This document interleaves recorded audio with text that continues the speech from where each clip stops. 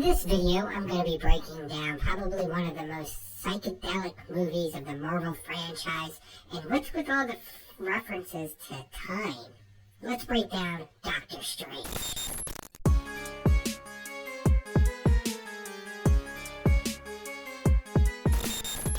Doctor Strange, starring patron saint of cheekbones and Revolutionary War scapegoat, Benedict Arnoldbatch. The film follows an Earthling doctor named Stevie Strange, who thinks he's all that in a bag of starch wafers. But then a car crashes into his hands, and he can't be doctor no more. He tries everything to fix them, including whining, but nothing works. Then he learns that there's such a thing as Eastern medicine. So he travels to Asia to meet a middle-aged white lady with a British accent. You're very welcome. Who agrees to teach him fireworks. Strange studies super hard and reads a whole bunch of library books, almost as if he's never heard of thug notes. He even reads stuff from the secret off-limits section labeled time control powers that might come in handy later.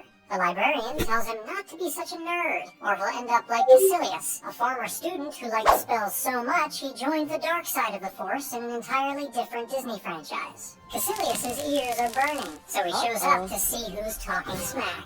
And this time he's joined by his new squeeze, an evil space cloud named Dormammu.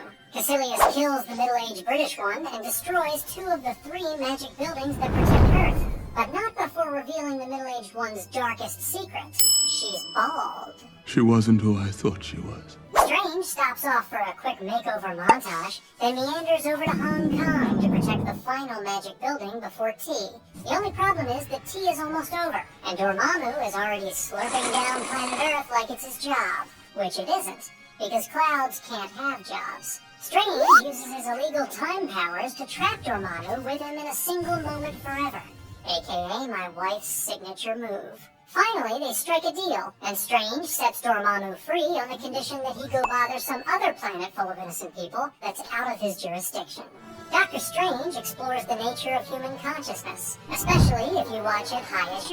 In the beginning, Strange views the world as a materialist and a reductionist, as evidenced by his lack of facial hair. He is a basic so he believes any phenomenon, no matter how complex, can be reduced to its most basic physical mechanisms. That, and he loves pumpkin spice lattes. I do not believe in fairy tales about chakras or energy or the power of belief. There is no such thing as spirit. This ideology contributes to Strange's lack of empathy. Stephen, everything is about you.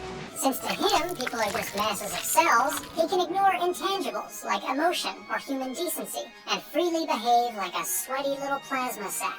This is the part where you apologize. This is the part where you leave. He feels no particular inclination to help people in need, unless one or more of those people are him. A 68-year-old female with an advanced brainstem glioma. Yeah, you want me to screw up my perfect record? Definitely not. But Strange adopts a more metaphysical perspective when the middle-aged one grants him his holy goatee and opens his eye. Open your eye. The film draws from religions such as Hinduism in its use of the eye to represent a tiny, nearsighted gateway to higher consciousness. The eyes of Caecilius and the Zealots are blackened and oozing, reflecting their abuse of this gateway, not to mention their punk rock lifestyle. Another prevalent theme in the movie is time, which Caecilius views as not being on his side. No, it isn't. People think in terms of good and evil when really time is the true enemy of us all. Time kills everything. Doctor Strange is similarly fixated with the hands of time, despite the fact that hands are a sore subject for him. Medicine is a battle against the clock, all in the hopes of fending off death as long as possible. You get me to an operating theater now, just you. Now, I haven't any time. But as he learns from his culturally appropriating Snow White guru, life is meaningful, only insofar as it is finite. Death is what gives life meaning. To know your days are numbered, your time is short. Strange embraces this wisdom when he demonstrates his willingness to sacrifice his life over and over to save the ones he loves, and also the ones he only likes as a friend.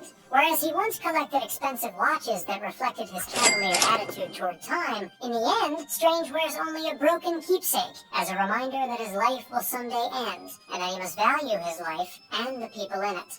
At least until he can make a trip to the watch store. Well, that's going to tie this one up. I hope you enjoyed it. The algorithm's detecting that you may like this video right here. And please, don't forget, I'm JINK A.I, your comic book community host, and thank you for watching.